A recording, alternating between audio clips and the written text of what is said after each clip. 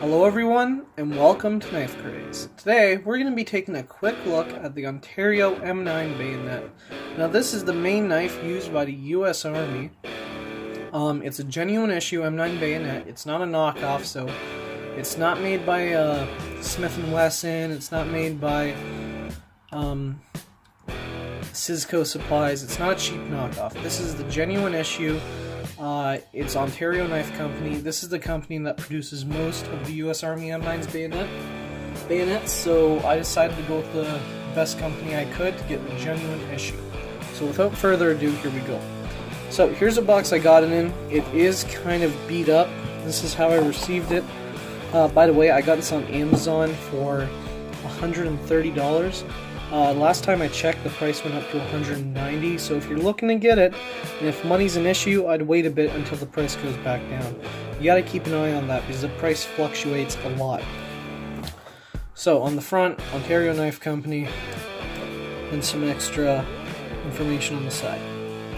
Just gonna read this. Cut hazard, sharp blade, improper use, chiseling, so essentially all the stuff you wouldn't use a knife for, it's telling you not to. And I agree with them in this case, because this isn't a survival knife, it's a bayonet. So you have your sheath. We'll explain this in a minute, because there's more than what meets the eye. And inside you have the knife itself. It comes with this cardboard sleeve covering it for safety. So, quick look at the knife. The knife in total length is about 12 inches long with about a 7-inch blade, so you're looking at something about the same size as a K-bar knife. However, this serves a different purpose. Whereas the K-bar is a combat utility knife, this is designed as a bayonet. Now just a note, along the blade area you will see some spots with rust or markings. I don't know why it's like that. I received it like this, and I gotta say I'm not happy about that, but other than those markings or discolorations, there's nothing really wrong with this knife. On the blade up here, there's some information. M9, Ontario Knife Company, USA. Made in America. Can't go wrong. You have some type of serrations or maybe small saw teeth along the top of the blade. Now I imagine this would be an effective aid in a combat situation, or if you're trying to cut maybe a rougher material, not wood, but maybe something like a thick rope, these serrations could really help you out a lot. Now, I'm sure you're wondering what the hole in the blade's for. We're going to get to that in a second. So, up here on the crossguard, this is obviously what makes it a bayonet. You have a ring or a barrel lug where the barrel of an AR-15 or M4 rifle would go through. On the bottom, you have another attaching point. Now, I'm not exactly sure what points of the rifle, like what exact parts of the rifle each of these lugs would go onto. I don't own an AR-15 or an M4, but it would definitely be somewhere near the muzzle of the rifle and probably along the foregrip. Very K-bar reminiscent handle, however this is not, it's not leather, it is some kind of a really tough composite material. I don't want to say plastic, it's something a lot tougher than that, just by the look and feel of it. It's very thick. And finally you have the final attaching point of the bayonet system. Now you would just squeeze these, link that onto, I want to assume you would link this onto an accessory rail and then close it and it would be clamped on. So there's all the attachment points which make it a bayonet. That screw there is actually for disassembling the knife for cleaning, which I will show you if we have time.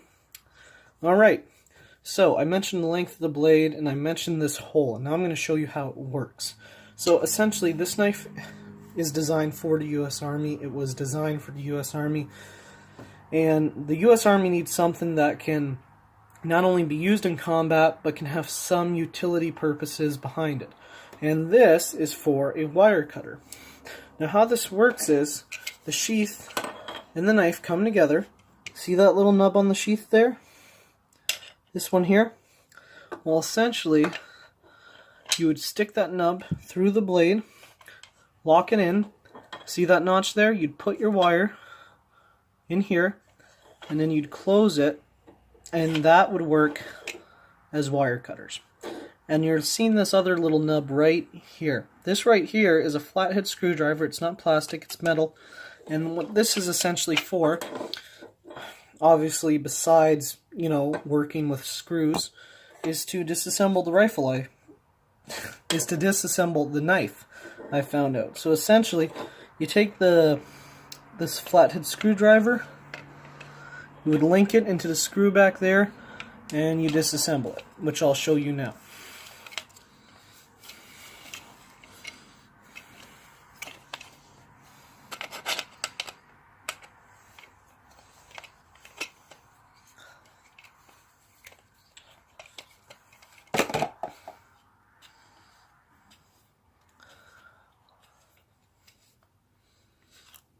So there's your screw, there's your barrel or accessory rail lug, and now you have the parts of your knife.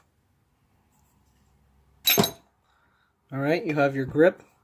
Like I said, really thick composite material, very thick inside. Alright. You have the tang, which I'm not going to attempt to pull off because I'm pretty sure it's welded together. And if I could get this off, but I'm not going to try, I would then be able to remove the crossguard and barrel lug. So that's essentially how the knife comes apart. Now you could do this for cleaning, like let's say you were in a combat situation, or even if you were camping, and I don't know why you'd choose a bayonet for a survival knife, but if you did, and let's say your knife got wet, you could disassemble it using the sheath screwdriver attachment that I just showed you right there. And you could disassemble your knife, dry it out, make sure there's no mold or rust, clean it, dry it, oil it, and then you can put it back together, which I think is a nice feature, because a lot of knives that people collect, you can't do that. You have to use special tools to disassemble it, and once you disassemble it, that disassembly is often permanent. Whereas this, you know what, I'm going to pause the video, screw it back together, and then I'll proceed. Okay, what was I talking about? Right, I think it had something to do with cleaning. Yeah, a lot of knives these days, you know, once they're disassembled, it's a permanent disassembly. Whereas with this, thanks to that screw there, thanks to the screwdriver piece on the scabbard, I think scabbard's more fitting considering it's a solid, you know, it's solid, not flimsy. You know, you're able to disassemble this and clean it and then reassemble it. So, one last note, yes, it does have a drop point blade. An interesting thing, and there's a reason behind it, if you notice the blade, it's angled on one side and the other side it's flat. And that is essentially so when you put the wire cutters together, it sits flat with each other. So you can work it. Sorry, weird camera angle right there. Okay guys, so there you go. There is my review, just a quick review of the Ontario M9 bayonet, used by the U.S. Army since I believe 1985 I heard, or 86, I don't know, I read it on Wikipedia. Who knows if Wikipedia is telling the truth, so many different opinions. Well, there you go guys. So, personal opinions about this knife, I love it. Personally, I wish I hadn't received it with the discolorations or rust spots, especially on the button here. It might be hard to see, but there are some rust spots on both the inside and outside the button snap. I received it like that. Maybe somebody bought it and returned it. I don't know. I'm not happy about that. However, I am incredibly happy with the overall construction and durability and design of this knife. So I give it 9 out of 10 stars. If it didn't have the rust spots on it when I received it, I would have given it 10 stars. The intended use for this knife is as a combat weapon by trained military personnel. It is designed to be attached onto a rifle or used freehand for self-defense purposes, and in an emergency as wire cutters. So, there you go. There's my personal opinion on it. There's a review of it. There's its intended purpose. And if you enjoyed this video, please subscribe. It'd help me out a lot. If you wish to see future content, definitely subscribe. Leave a like if you enjoyed the video. And have a great day, guys. See ya.